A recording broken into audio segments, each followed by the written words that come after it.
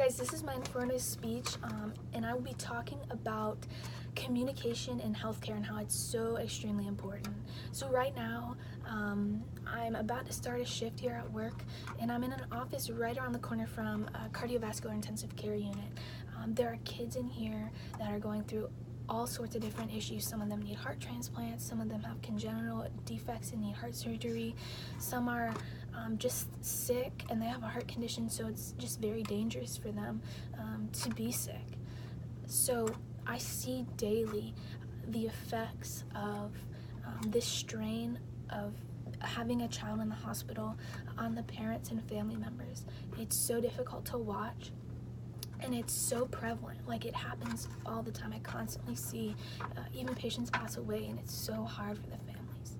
So it's so important. Not every situation is like that. Not everyone's going to be working in an ICU, but things like this happen in a nursing home, or even like a paramedic coming up on a scene and seeing a fatality crash and having to explain when the family comes that things just aren't they're just not ending well for this patient.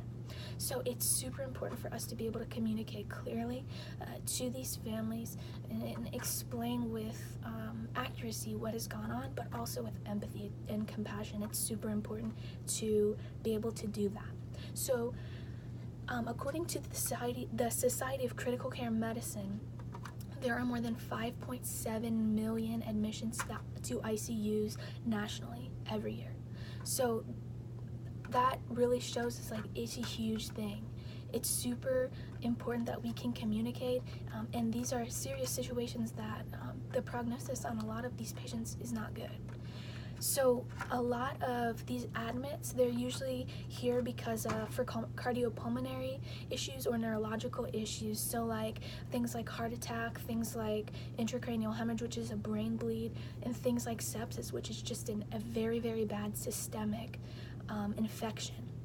So it is super, super important that we are able to communicate, because this is such a huge issue.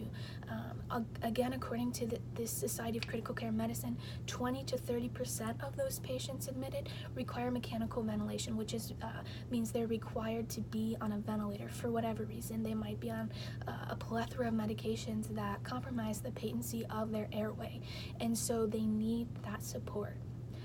According to Melissa Wanzer, who wrote an article regarding communication in healthcare when things are very difficult and there's horrible situations going on, seeing a family member suffer, there are three main things that we should focus on doing.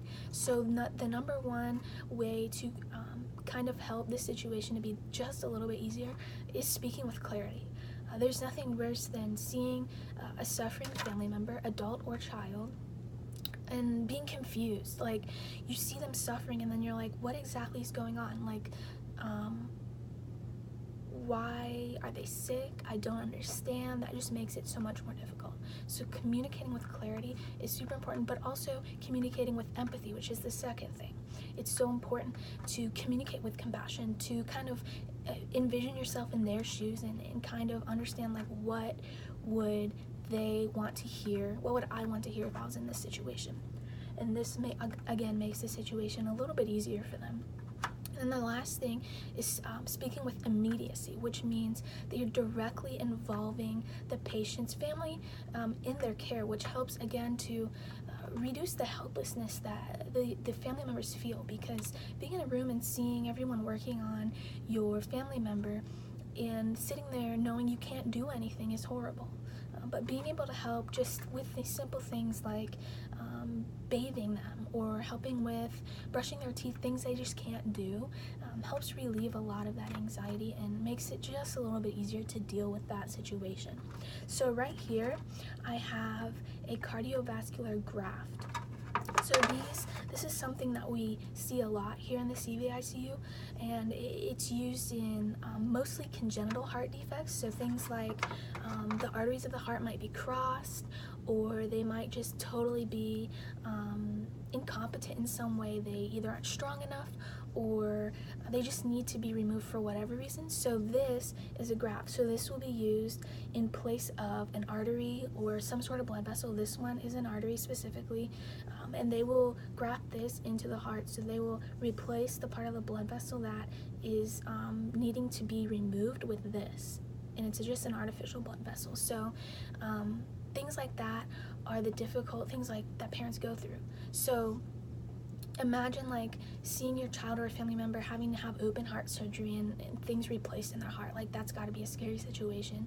So again, it's super important to be able to communicate what's going on with the family and to be able to explain to them what's going on and make it just a little bit easier by involving them in the care of their loved one.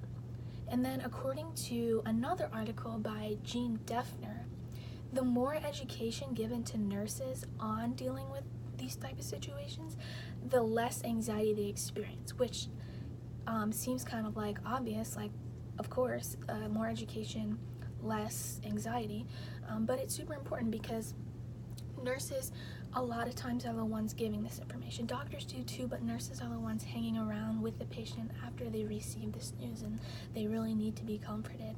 So it's important for them to have that education and to be able to know how to deal with the death or the critical care state of their family member.